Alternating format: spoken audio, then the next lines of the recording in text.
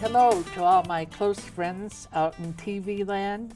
This is Senior Issues, etc. And I'm your host, Vita Verdon. You know the routine. You know we've been together a long time, so go get your coffee, bring a pad of paper and a pencil because you're going to want to write down some information on what we're going to talk about today, tonight, whatever time you're listening to this. Our subject matter of this show is therapy, and there's all different types of therapy. So with our guest, which we're so happy to have here, we're going to find out what type of therapy she does, how she does it, and how you can get it. And it's not going to cost you an arm and a leg, or you don't have to cut your heart out to get it. It's an easy way to go, and it's available for you. So we'd like to give a warm welcome to our guest today, who is Gale Harris. Gale, it's so nice to have you on the show. And actually, Gale Harris is LCSW. She's going to tell us what that means, from Family Services. So right off the bat, I'm not going to ask you what that means, but I know how they are out there. We've been together a long time. Mm-hmm. What they want to know is they want to know about you and what you're all about, and what kind of life you live and what you have and what you don't have. They want to know everything. Okay. I was born in Texas. Uh-huh. My father was a Baptist minister. Mm-hmm. I decided early on that I wanted to leave Texas and do something different. So I thought I was going to be a doctor. I went to college and got a degree in pre-med. And then one thing led to another, and I ended up at the University of Chicago, where I majored in parasitology. But I took a class in bacterial genetics, and it became abundantly clear to me that God did not intend for me to go down that path, because it was all math, and I'm terrible in math. So for a while, I floundered around. I got a degree in film and television at Columbia College. And then I started working for a mental health agency, and I was writing grants for them. And because I was doing a good job there, they paid for me to take a class in developmental psychology, and I loved it. And my professor, Dan Kuzahara, who is sadly no longer with us, said, "Gale, you need to go to graduate school and get your degree because you belong in this field." So I did. And I graduated in 1988, and I have been doing that work ever since. And tell us about, I know you, before the show you were talking about you'd really have a passion for animals. Yes, I do. Tell us a little bit about that. My father used to tell all the boys I brought home, he would say to them, "Has she told you about her habit of bringing home critters?" And they would look at me oddly because I have always rescued animals. I now have 4 dogs and 5 cats, all of whom are rescues of one sort or another. And they sort of get along together. I love them all dearly. And if I had more room, I'd probably bring home more. And how about the latest one you brought home last? The latest one is a feral kitten that was found outside my office. And they had caught its siblings about the previous week. And this was the last holdout. And he's awfully cute. They named him Moses.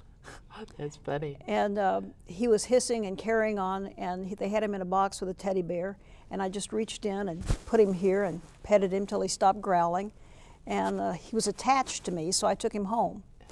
And he's adjusted very well. He learned the litter box right away. He learned how to purr. And now he fights the big cats for their food. He's great. Well, I know I'm going to get some calls on what's a feral kitten. It's a kitten that's been born in the wild and has not had any human contact. Oh, so now you know what that is. Now, the first thing we'd like to get to is, after your name is LCSW, maybe you can go through this a little bit?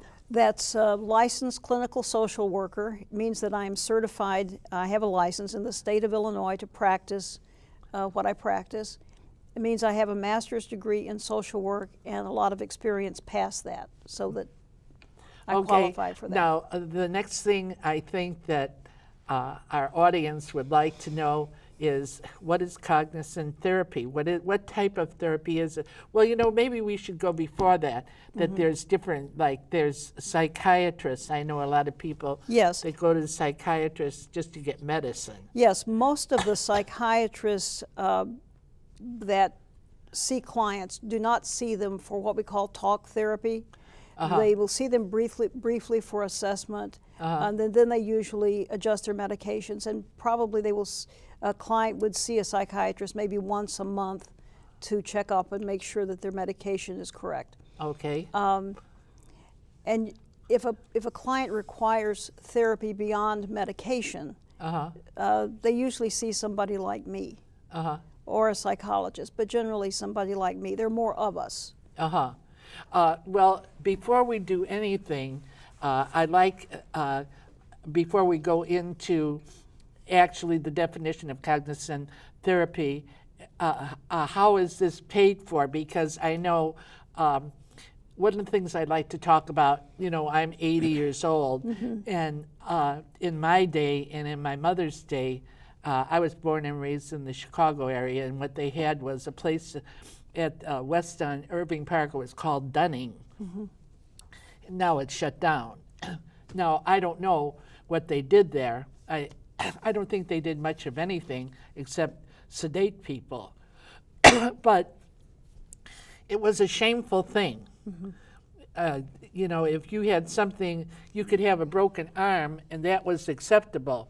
But if you had, they call it be a nutcase up here, that's shameful. That is to be swept underneath the carpet.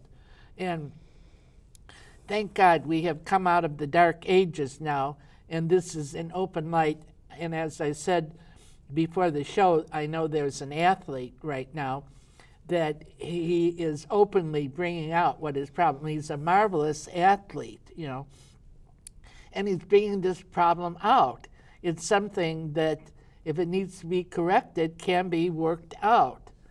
So I'd like to have your aspect, if you can shed a little light on this, that we're coming out of, the age we're coming out of. Many of my clients are terribly insecure about asking for help, especially if the problem is mental or emotional.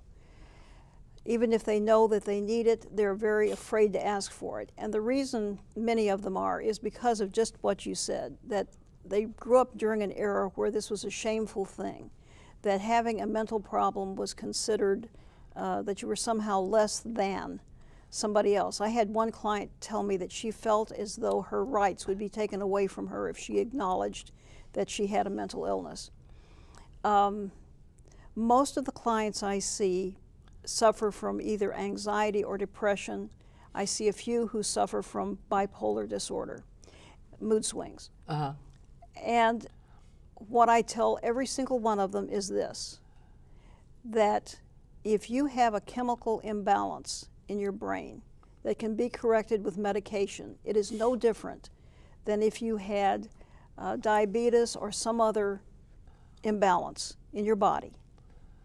And if it can be corrected with medication, that's great.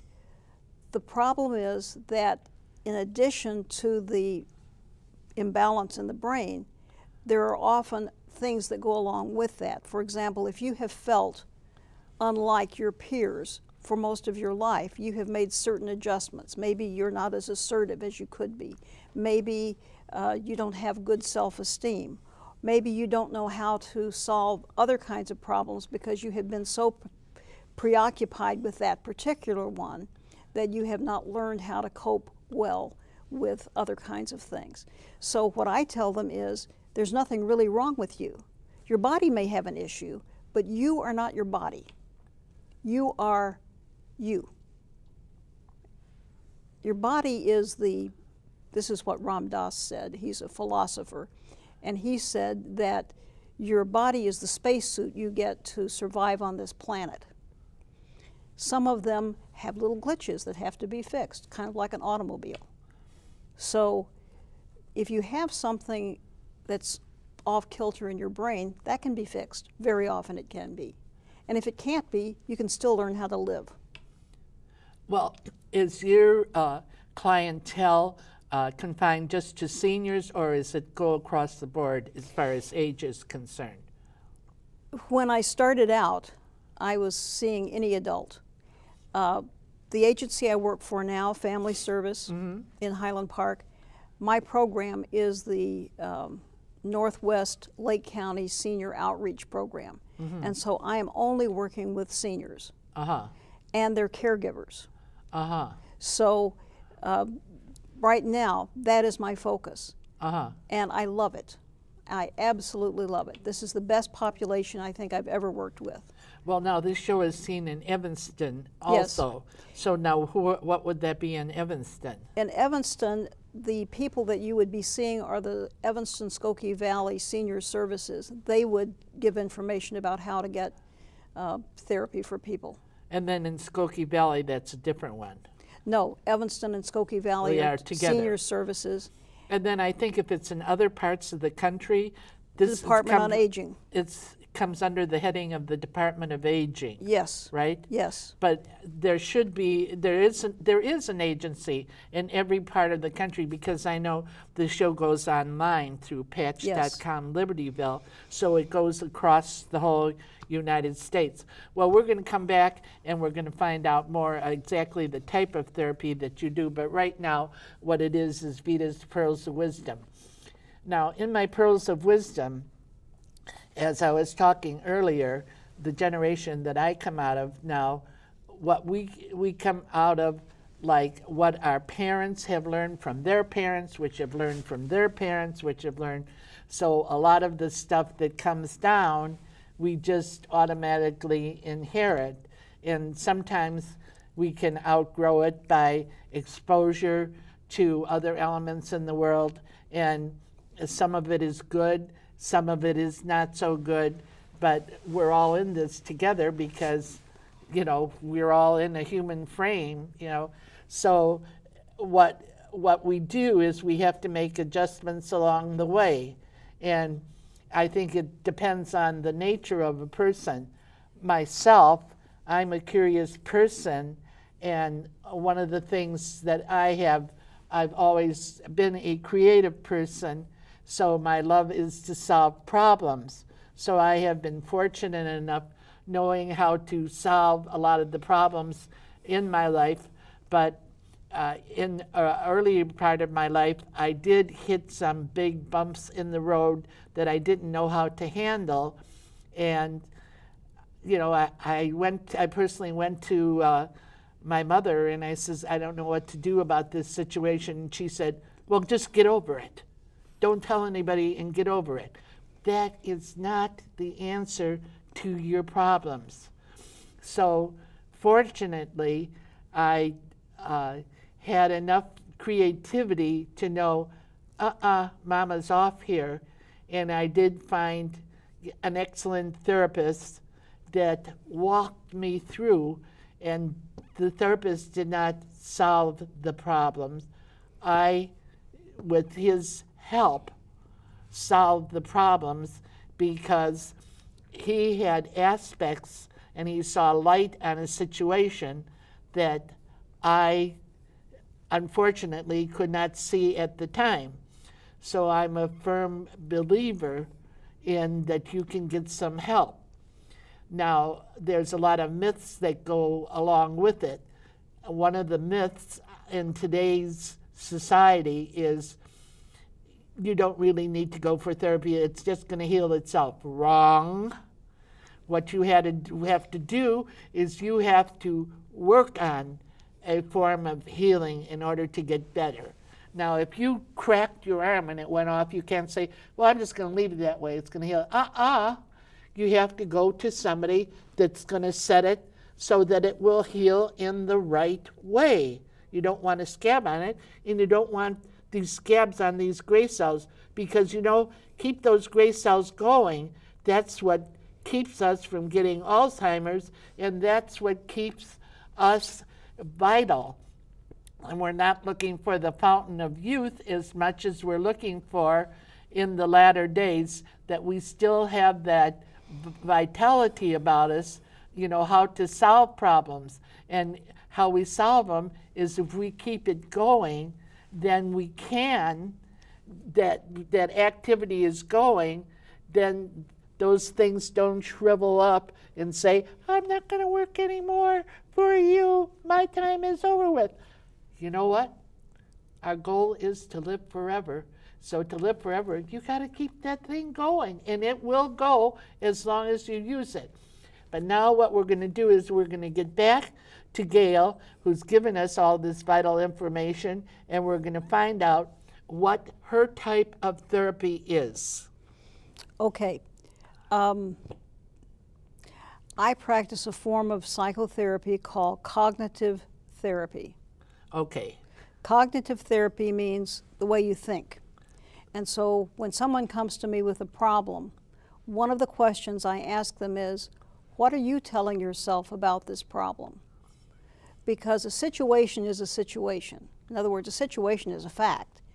But what we tell ourselves about it may change our perception of it. Many things that we magnify in our own minds can be put in perspective, and then we can go forward and solve that problem, whatever it is. So, for example, if I have a client and they have,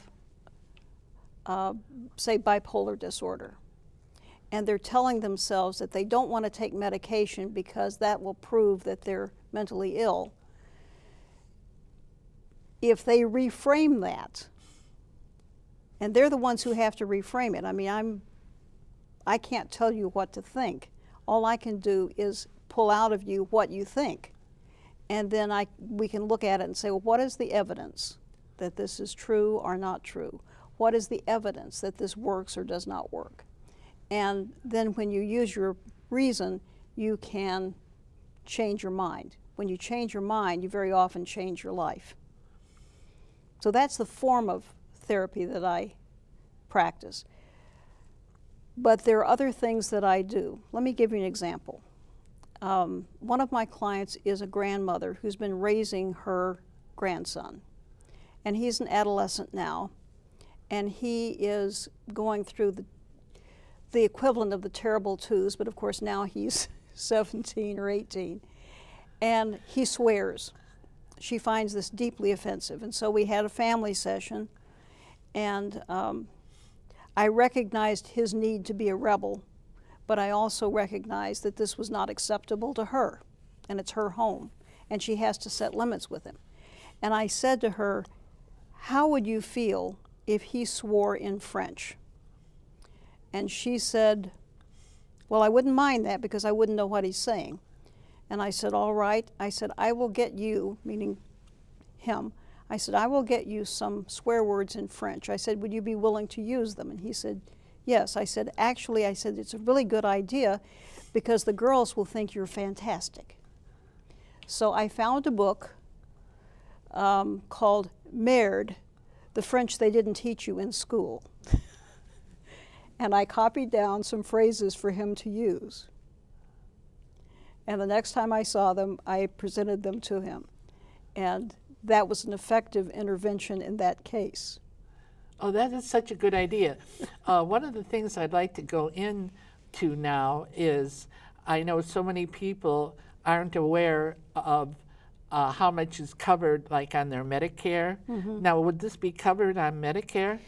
A certain portion of it would be covered on Medicare, and a certain portion would be covered by whatever supplemental policy there is. But let me explain. In my case, because my agency is a not-for-profit agency, mm-hmm. we don't bill anything beyond what the insurance will pay.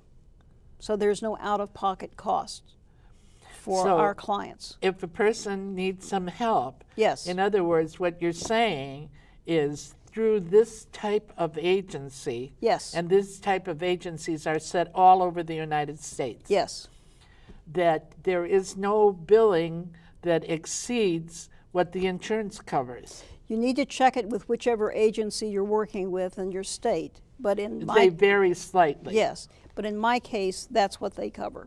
That is family services. Yes, Okay, and we don't bill beyond that. okay. And so there's, now you work out of Highland Park? That's where our central office is. I have an office in Round Lake, Round Lake? and an office in Wakanda, and an office in Gurnee? yes. In Gurnee? Well, I see people in Gurnee at the senior center, but I have also seen people in the public library. I mean, I'll meet them wherever they need to be. And you also go into some homes, Most right? of the time, I see people in their homes because most of my clients don't drive anymore. Uh-huh. And it's just easier for them if I come to them. Uh-huh. And some of them are, I have one client who does not ever leave her apartment Uh-huh. because she is so anxious that she never leaves it. Uh-huh. And so I see her in her apartment. And I see other people who just don't drive anymore or who are physically unable to drive. Uh-huh. So then if somebody who's watching this show feels like they want to investigate it for themselves or somebody else, Yes, they can contact Family Services. yes. And they will, The main office in Lake County is Highland Park. Yes. And Evanston, there's an office in Evanston. yes, in Evanston, they would call the Evanston Skokie Valley Senior Services. Okay, so in Evanston, it's the Evanston Skokie Valley Senior Services. And that would be for Skokie as well. All right, now I'd like to go into a connected subject. Okay. All right, this is not only the people, but how about there's so many caregivers that really are affected by so much stress from their patients. Yes. Now, are there services available for caregivers? Yes, and I want to explain what our agency provides. We have, besides me, we have other people in the agency who provide caregiver groups. Okay. And we have what's called a caregiver resource center. And they will Where is provide, the Caregiver Resource Center? it's at the main office in Highland Park. In Highland Park. And if you call there and you're a caregiver, and let's say you need a piece of medical equipment, or you need some legal advice, or you need something that costs money and you don't have it, Uh-huh. we have a certain amount of money that will help pay for those services. And it will also pay for respite care. Well, like when you say equipment, I really don't know what you mean. Could Well, you for explain example, that? let's say you need a lift in your car so that you can Okay. help your person with their wheelchair Uh-huh. get places. We have money that will help pay for that. Uh-huh. We don't have a lot of money, Uh-huh. but we get a certain amount every year. Uh-huh. So we pay for that kind of thing. We pay for a lawyer if you need legal advice about how to do something legally, such as a will or a power of attorney for health or something like that. Uh-huh. We also pay for respite care. For example, if you're a caregiver and you need to have someone else come in for a little while to take care of your loved one so that you can get away Uh-huh. and have a little vacation or something, we will pay for that. Uh-huh. So just Well- call the main number in Highland Park and you can get help with that. Okay, Most now, states I have have- those programs. All right. So now I have another question. Now, chances are a caregiver would not be on Medicare, but they probably have some type of insurance. Yes, So it would be whatever their primary policy is, and then if they have a supplementary policy. But now, out of your services, family services, would they be billed any excess from there? Or would that same rule of thumb, or is it on the individual case? it's on the individual case, but Case, if the- they're, here's the thing, if Okay. they are caring for somebody who's over 65, then the same rule would apply. Now, do you have any telephone numbers available? For the main number is, I think we wrote that down earlier. I think it's on the, Oh, it'll be On up the on screen, the, all right. right. It'll come up on the that's the screen. main office. And if Okay. you call that office and ask either for senior counseling, caregiver counseling, or caregiver resources, they can help. All right. Now, if a person is to start, is the first step, is there a consultation? Or could they just make contact over the telephone? Yes. And over the telephone, they can go through an interview? Or, Yes. All right. Now, what if they're incapable of getting into a closest office? They don't have to come into the office to do the intake. I or someone else, and usually it'll be me, will go to their house. So somebody will come to the house? Yes. So this service is available for an outreach for people, and people may not be aware of it. Yes. That all these services are available for them to get their needs fulfilled. Yes. Now let me tell you one more thing. All right. The other thing my program does is it provides workshops, Okay. educational workshops on things like stress management, on grieving, Okay. on things like that. One of the workshops that I love to do is called hands-on stress management, where I bring clay and I teach people how to make a little rattle. Usually it's an owl, but I've now perfected the coyote, and we make these rattles, and as we're making them, Well, what do you mean by a rattle? You can actually. it's clay. You can Yes. rattle it? Yes, after it's fired, you can rattle it. Uh-huh. So they make it, I take it home and fire it, bring it back, and but the process is what is relieving the stress, because while we're there, they're working with their hands, they're socializing with each other. There's a great deal of laughter that goes on, because some of these rattles, quite frankly, don't look like what they started out. Oh. So the coyotes that we do, for example, sometimes come out looking like giraffes, but that's okay. So would you Because call it's a that a form process. of art therapy? Yes, you could call it that. But basically, the idea is to get people thinking differently about themselves, their abilities, reduces stress. Well, in just a short minute, could you tell us what do you get out of it? What kind of gratification? I love to hear people's stories. I grew up in a family where we shared ourselves through storytelling. My role models growing up for living an older life were fascinating stories that my parents and grandparents told. And so when I hear people's stories, it is the best thing in the world. And Well, when you're a people good share guest. themselves, I'm going to have you back because we just hit the top of the iceberg. But you know what it is now? When you come to the end of the line, you tie a rope and you tie a knot and you hang on. You want to know why? Because the best is yet to come. And what we want you all to catch this week is the spirit. God bless you. We love you. Bring in the music. Wait, bring in the closing graphics and stuff like that.